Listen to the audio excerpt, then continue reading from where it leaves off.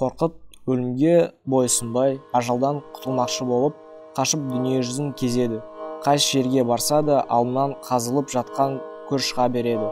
Ақыры өлімнен құтылмасын білген Қорқыт ата Сырдарияның ағын суының үстіне кілем жайып жіберіп, қарындасын қасына алып, сол кілемнің үстінде отырып елмен, жермен, қарындасымен және өзінің өмірімен қоштасқан зарлы күйлерін тартады.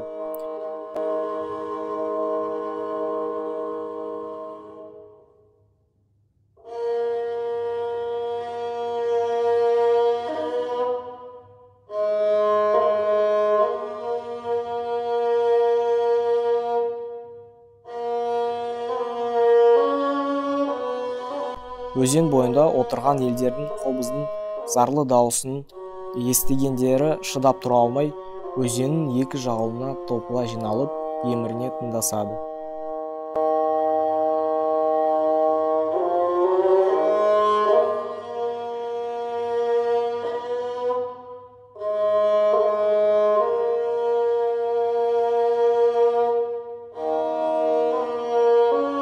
Қорқыт атаның үстінде отырып, қобыз тартқан кілемін сырдың ағысы енінде соқтырып тоқтатқан жерінде қазулы көр алдында дайын екен. Әзірейіл жан алғыш та жетіп келеді. Сол сәтте Қорқыт тылсымен өзін көбейтіп 40 қорқыт етіп көрсетеді.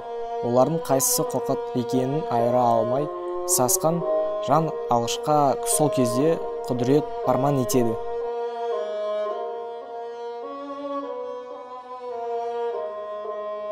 Қырқының қайсы бұрын кірпін қақса, соның жанын ал, дейді. Жаны бар Қорқыт кірпігін қаққан кезде жаны алыпты.